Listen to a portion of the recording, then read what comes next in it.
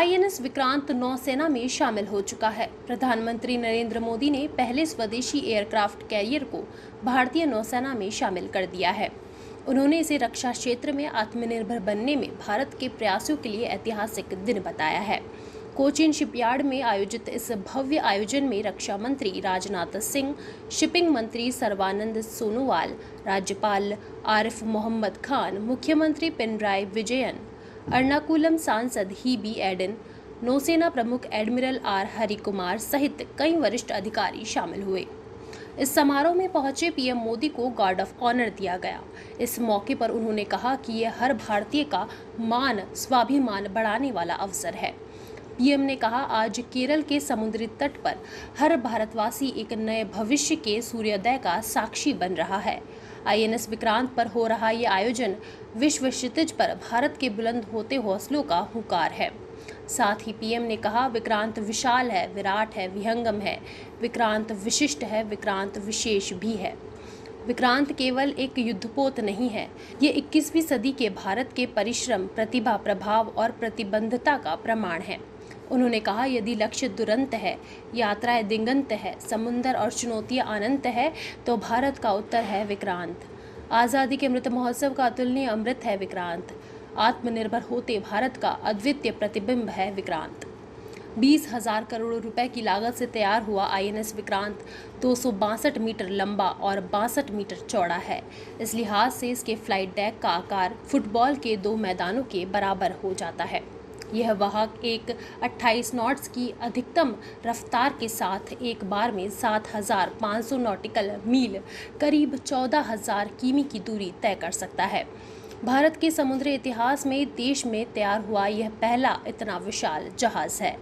खास बात है कि इसका नाम भारत के पहले एयरक्राफ्ट कैरियर के नाम पर ही रखा गया है, जिसने पाकिस्तान के खिलाफ हुए 1971 के युद्ध में अहम भूमिका निभाई थी।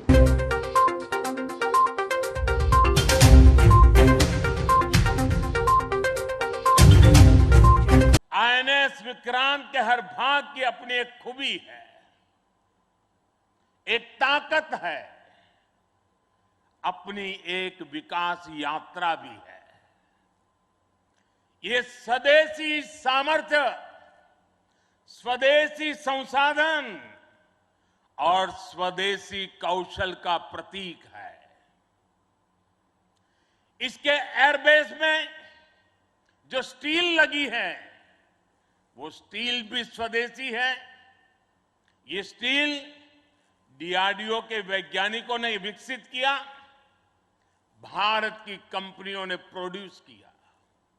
एक युद्धपोत से भी ज्यादा एक तैरता हुआ एयरफील्ड है, एक तैरता हुआ शहर है।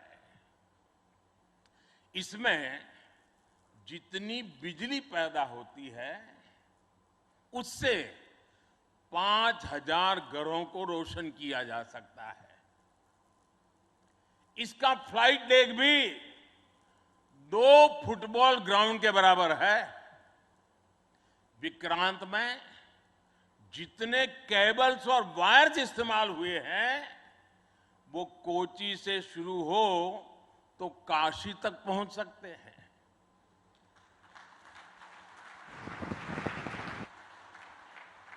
ये जटिलता हमारे इंजीनियर्स की जीवटता का उदाहरण है।